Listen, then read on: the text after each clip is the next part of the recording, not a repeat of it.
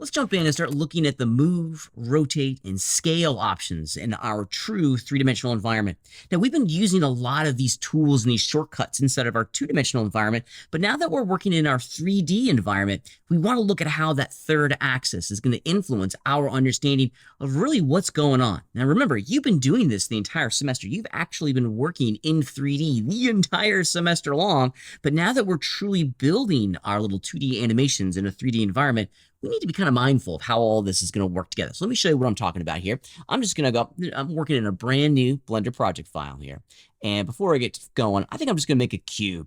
The fastest way to really understand how a lot of this gets worked together is with a simple little cube. And I'm going to change my coloring system over into vertex colors, just so we can see what I'm doing a little bit easier inside of the screen itself. All right, so there's my little cube. Things are looking pretty good. However, if I orbit my view a little bit here, now we can start to see how that cube, that square, excuse me, has been created and manipulated in a true three-dimensional environment.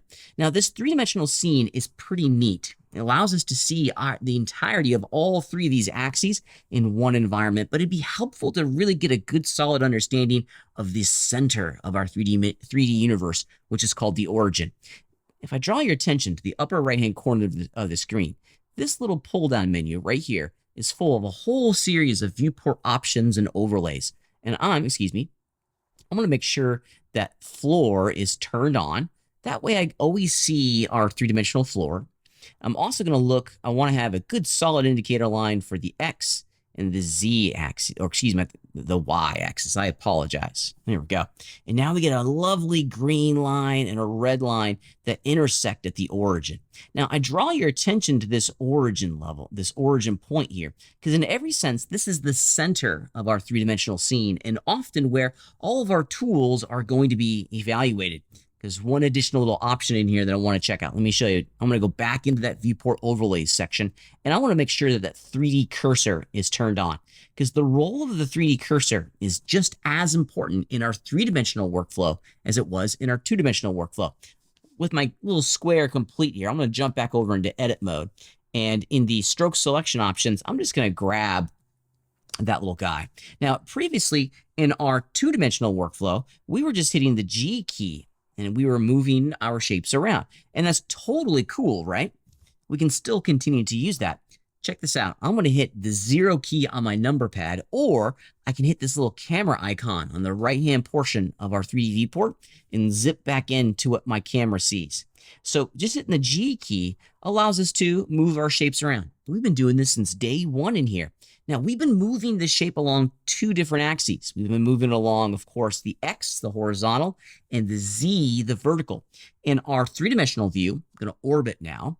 That G key is still going to move it, but it's going to be moving it along the screen's orientation of our view. So imagine that there is a gigantic box that's been drawn around the boundaries of our three-dimensional view, and we're going to be moving that shape within inside that boundary.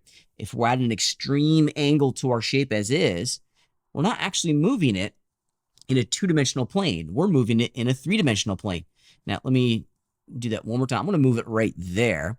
Now, check it out. It looks like we're distorting that cube, but that's because the angle of my view to the scene is pretty intense. If I was to orbit around, it's still a cube. It's still a square, which is pretty cool, but we moved it along all three axes simultaneously. So the grab tool is going to move things along all three axes simultaneously unless we're constrained to an orthographic view. Let me show you what I'm talking about here. Now, once again, if we go back into our camera view, this is a two-dimensional view. So whenever we hit the grab key, it's always going to be constrained to the plane of this view of our 3D scene. So we got to be a little bit careful now when choosing to move and manipulate our objects in this three-dimensional scene. The alternative to this, and the same goes for rotation and scale, okay? So the R and the S keys are going to have the exact same challenges as the grab tool. But what if I really wanted to only move this forwards and backwards into the scene, or perhaps I just wanted to raise and lower it with great precision? In addition to working with the grab tool, which the defaults is always going to work along what's called a screen space model, we also have access to a wonderful series of tools on the left-hand portion of our screen. I'm in edit mode now. Of course, our movement tool at the top gives us these really great three-dimensional action handles. Now, if we were to very carefully left click and drag on any one of these arrows, we're going to constrain the movement along that axis. We've been doing this from time to time inside of our two-dimensional view. Okay, we can move it left and right, up and down. But now in that three-dimensional view, we actually see that green arrow that represents the ability to move this object forwards and backwards. I find these translation handles to be incredibly useful and a really powerful addition to our workflow that will allow us to very quickly manipulate our objects in 3D. Now, if we fire off the rotation tool, this is what we get. Pretty neat. We get these cool little rings here that will allow us to move, rotate, our objects along any axes, which is pretty neat.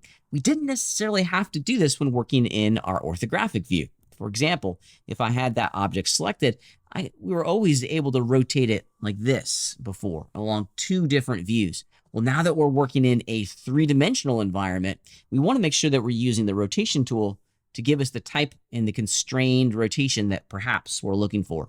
Be careful when you're clicking on these rings. The smallest little misstep is going to allow you to rotate kind of on all three axes at the same time. So be mindful. You'll see that the color of the ring changes when your cursor is right on top of it, and make sure that you're clicking when that color changes. Pretty neat. Okay. Same goes with the scale tool.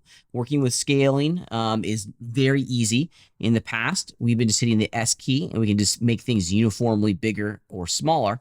But now that we're working in a three-dimensional environment, perhaps this third tool over here brings us some slightly different options. Because with these action handles, now we can make things bigger or smaller along all three axes or individual axes at the exact same time, which is pretty cool. So moving, rotating, and scaling is slightly different inside of a true three-dimensional environment. We need to be mindful that in our 3D view of our scene, the screen's orientation to our view is going to determine in every level and in every moment how our action handles are going to be influencing our drawings. If we choose to use the move, rotate, and scale tools over on the left-hand toolbar, we'll get a little bit more granular and a little bit more helpful in understanding exactly how we're changing the shape of our drawings inside of Blender.